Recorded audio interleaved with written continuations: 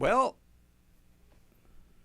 it is a hot and a hazy day in the Valley of the Sun. It's 10 o'clock and you're looking live at planes coming in and out of Sky Harbor Airport this morning, where the visibility maybe isn't at the normally highest levels. I don't know about you, but I love flying into Sky Harbor and being able to see from the Superstition Mountains out east all the way to, say, the White Tank Mountains out west. I got to compute that sometime. That's got to be a good 30 miles east and a good 30 miles west, right? 60 miles of visibility. So whoever that pilot was, he just brought it in for a perfect landing at Sky Harbor, but it's a great way to show you the haze that we have been dealing with this morning. There was actually some talk for a little while that they might be putting a ground stop into effect out there at Sky Harbor Airport. Well, we checked with the airport and they said, nope, not going on.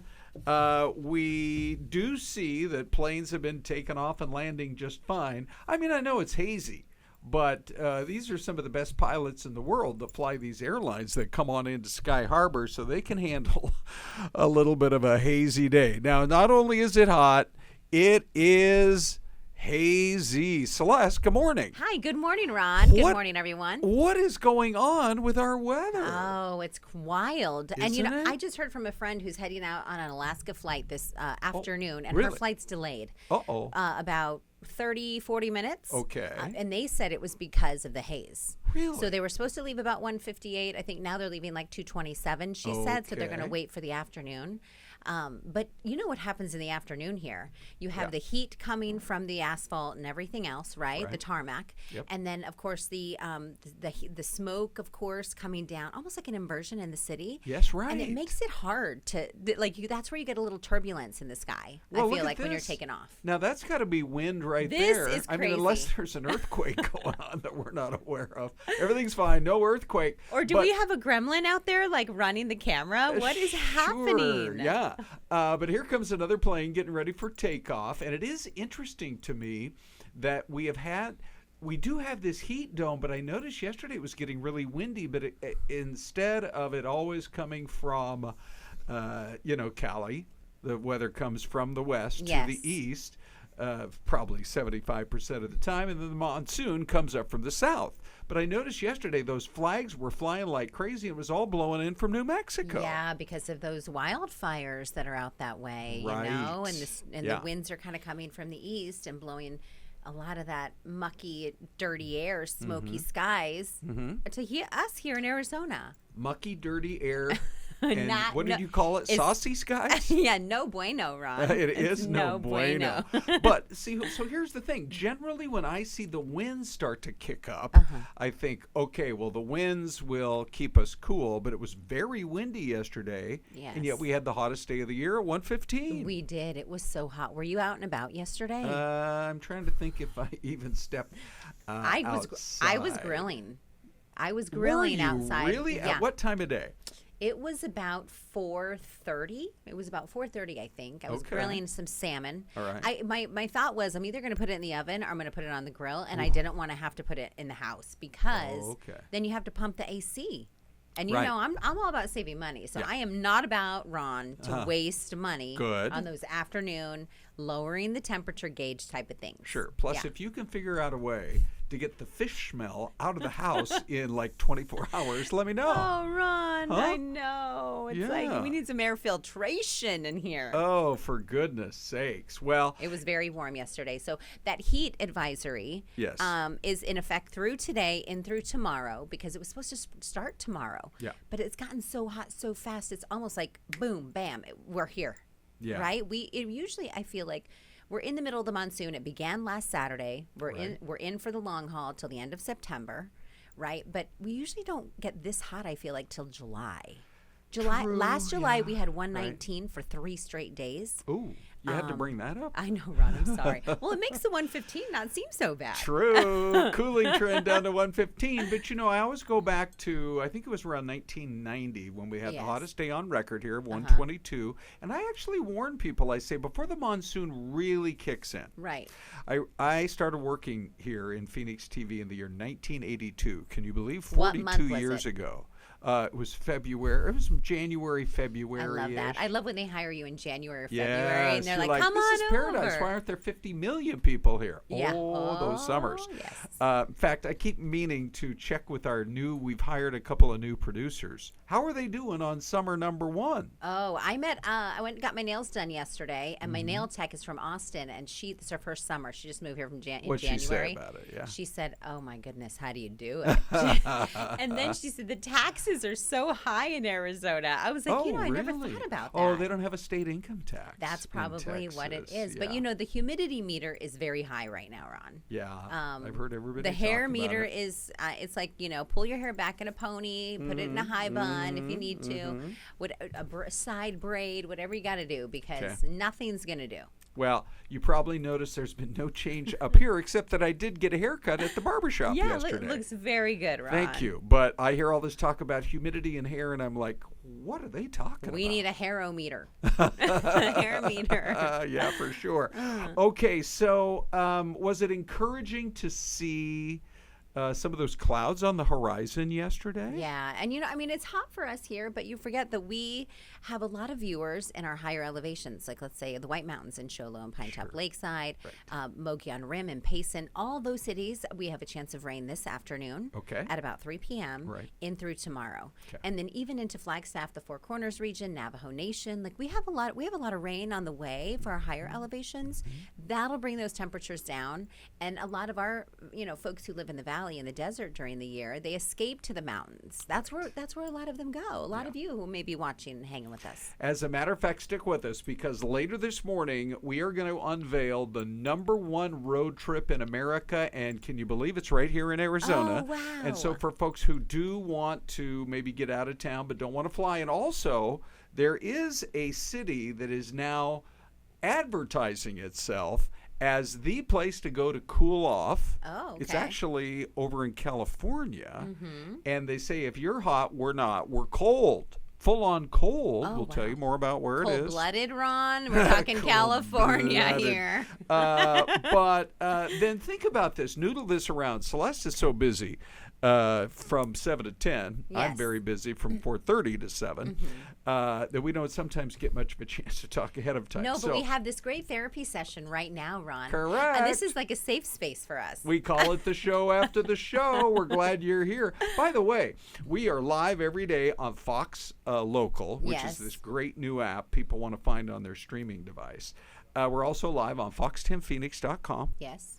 And we also, now you can watch our show on YouTube. Thank you. Every day. We're here live, so we have those live options for you. But if you miss it, and you say, I really wish I could go back, now you can go to YouTube and watch today's show over and over and over again. Your performance has been excellent today, Celeste. You might want to watch today's show 2 or 3 times. Thank you, Ron. I don't think so. Yeah. But anyway, as far as the clouds on the horizon, I just thought it was the sort of the coolest thing.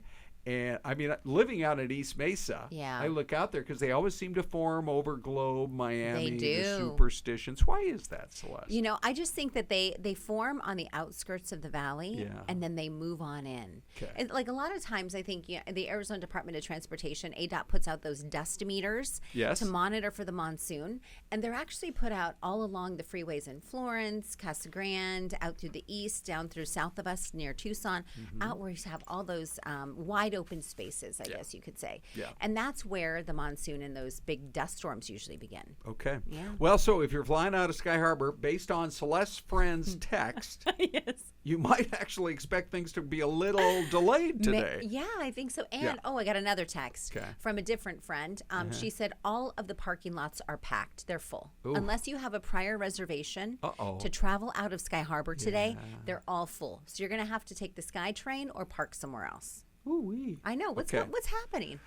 I think it's 150. We hit at 115 yesterday. And people are looking to escape, I think. They're like, get me out of here. I think so, too.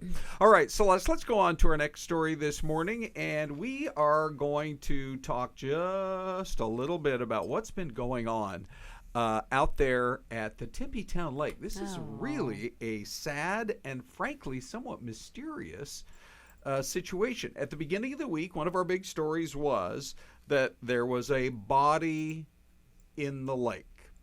And so that was Monday night. Take a look at that great picture from out at the lake, which it's so beautiful. I mean, I'm just looking beyond the fact that the recovery teams were out there. These are dive teams. These guys do incredible work. But you're seeing some of the high rises and some of the apartments. Have you noticed, by the way, Celeste, Yes. that there's a 5-building high-rise complex under construction on the south side of Tempe Town Lake? I think it's mostly going to be condos and apartments. Oh, it's closest to Tempe Marketplace, Yes, right? right. And it's on the old Karsten golf course. That was the Yes, old that's ASU right. golf course. Yeah, They've which at moved first that I now. was not in favor of tearing that thing Yeah. out. But But- now I'm thinking that'd be a nice place to live. Well, I know, no kidding. Yeah. Yeah, you have those great water views, and I was walking, it was not too long ago, it might have been like 6 months ago or so. I was walking along that Tempe Beach Park area, and the boats are packed. Like people, it's hard to get a boat out there. Like if you want to rent a paddle boat, lots of people are there on paddle boards at sunset. Yeah. But here's the thing: it's for recreational use, but not for swimming. Yeah, that's a good reminder. Okay, so let's just dig into this story just a little bit, because here is a live view of that Tempe Town Lake. And for the second time this week, we have a body pulled out of the lake.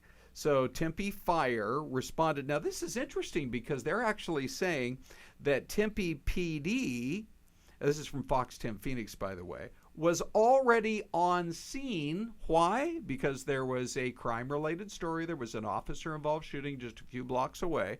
So there were a lot of officers right down in that area. And so then they get this call. Somebody reported seeing a body in the lake. Yeah. And so what is going on? This is the second time. They have, by the way, now identified from that first time around what was going on out there at Tempe Town Lake. They've identified, this was our big story Monday night and Tuesday morning. They put the dive teams out there, and then they couldn't locate any kind of a body. Then they started their work again on Tuesday morning, and they actually see the body right there. Because this is what tends to happen: is somebody gets in the water at night, by the next morning the body is floating. And so, nobody's indicating that it's any kind of foul play or anything like that, but you're just not supposed to swim in that lake. Tempe, specifically on their website, says swimming is prohibited. Well, and I think when you're crossing when you're driving across the Mill Avenue Bridge, Yes. which is beautiful, it's a beautiful spot Right. in the East Valley. Correct.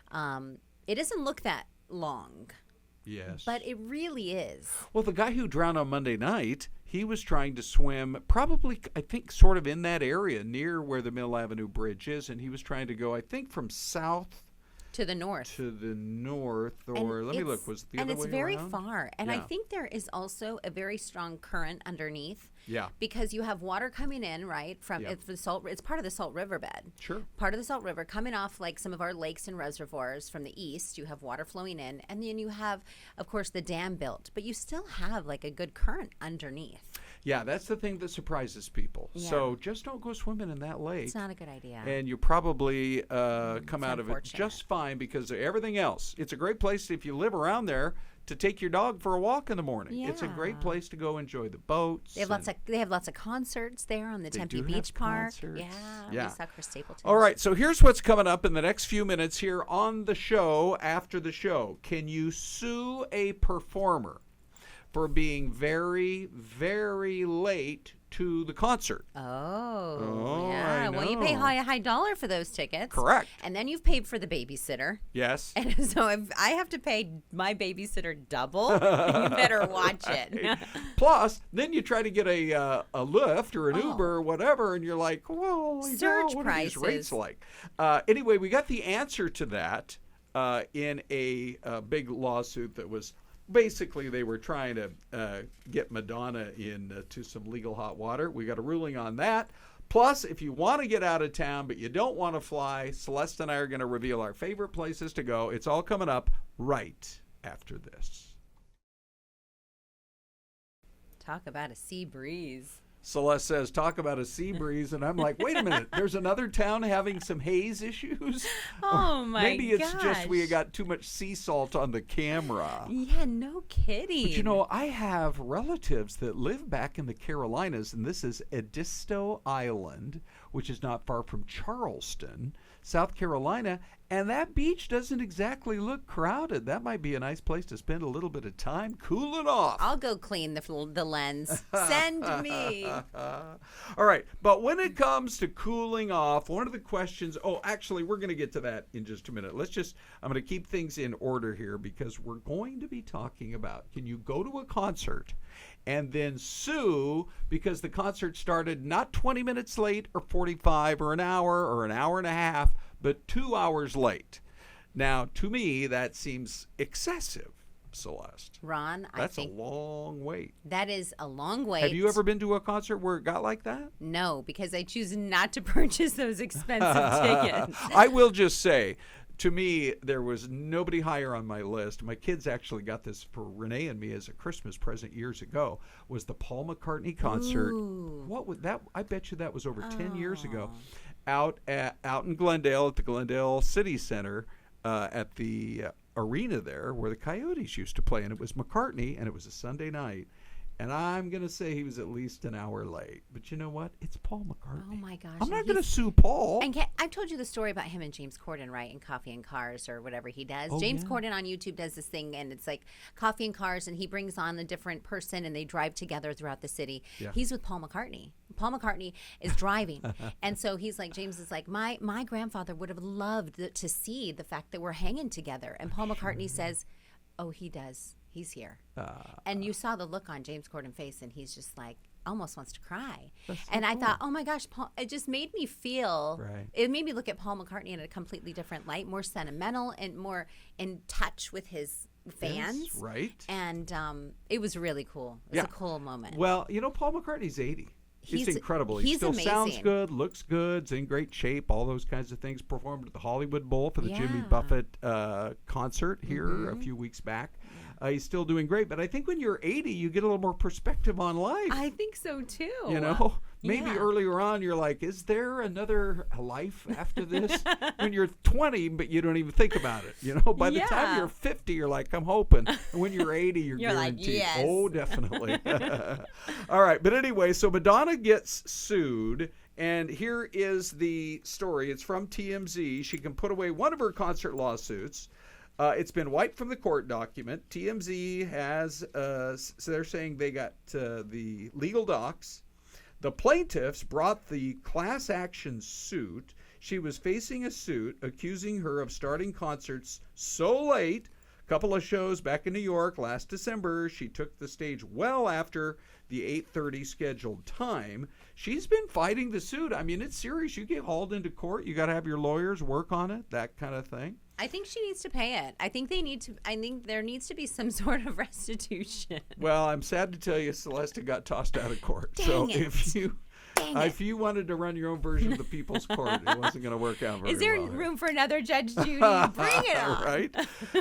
It's kind of like these airlines. Apparently, they can keep you locked up on a plane for 3 hours. Our flight was delayed like 3 times. We had to change planes in North Carolina a month ago. No.